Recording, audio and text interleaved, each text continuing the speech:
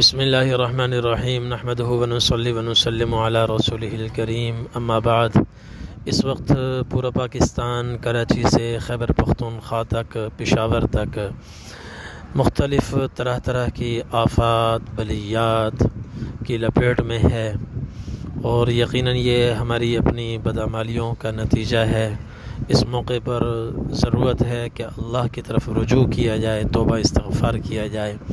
بلوچستان میں اس جو حالیہ سیلاب آیا ہے اور کئی گھر اس سے اجڑ گئے، دوسری طرف جنوبی پنجاب میں تونسا تحصیل تونسا کے مختلف علاقے ہیں، واہوا، ٹبی، قصرانی، ریتڑا اور رمک، ترمن، یہ ان تمام علاقوں میں اس وقت سیلابی صورتحال ہے اور لوگ اس سے شدید متاثر ہوئے ہیں، کھلے آسمان تلے بیٹھے ہیں۔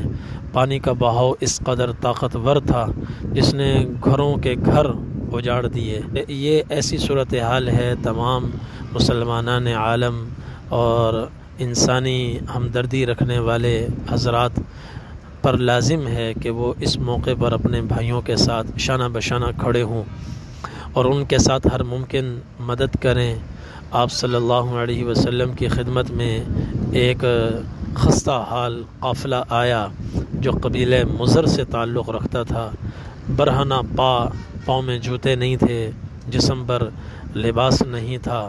نبی کریم صلی اللہ علیہ وسلم نے ان کو دیکھا تو فتمعر وجہ رسول اللہ صلی اللہ علیہ وسلم لما رأى به من فاقہ، ان کی خستہ حالی، فقر و فاقے کو دیکھ کر نبی کریم صلی اللہ علیہ وسلم کے چہرے کا رنگ متغیر ہو گیا۔ آپ کو سخت تکلیف ہوئی، دکھ ہوا، رنج ہوا۔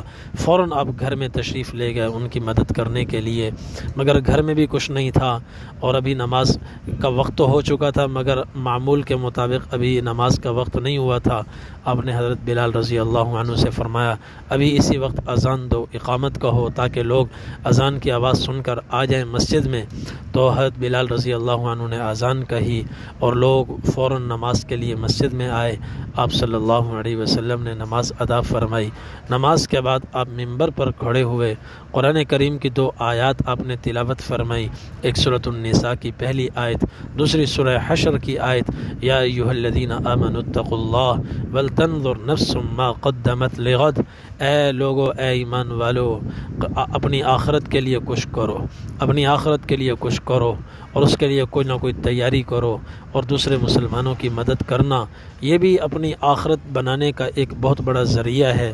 پھر حضور پاک صلی اللہ علیہ وسلم نے ارشاد فرمایا تصدق رجل من دینارہ من درہمہ من ثوبہ من صاع برہ ومن صاع تمرہ حتی قال ولو بشق تمرۃ۔ آپ نے فرمایا کہ اب تم لوگ ان لوگوں کی مدد کرو اپنی اپنی حیثیت کے مطابق، جس کے پاس دینار ہوں دینار صدقہ کرے، درہم ہوں درہم صدقہ کرے، کپڑے ہوں کپڑے صدقہ کرے، اور جس کے پاس کھجور ہو کھجور دے دے، گندم ہو گندم دے دے۔ اور چلتے چلتے آپ نے فرمایا اور کچھ نہیں ہے تو کھجور کا ایک ٹکڑا ہی دے دو۔ اس وقت بھی ہمارے بھائیوں کی صورتحال ایسی ہے کہ ان کی مدد کی اشد ضرورت ہے۔ اپنی اپنی حیثیت وسعت کے مطابق جو 10 روپے دے سکتے ہیں 10 روپے دے دیں۔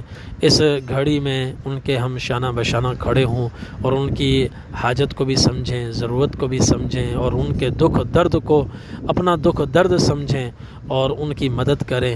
اور حدیث شریف میں ہے واللہ فی عون العبد ما کان العبد فی عون اخیہ، جب تک کوئی بندہ اپنے بھائی کی مدد میں رہتا ہے اللہ جل جلالہ اس کی مسلسل مدد فرماتے ہیں۔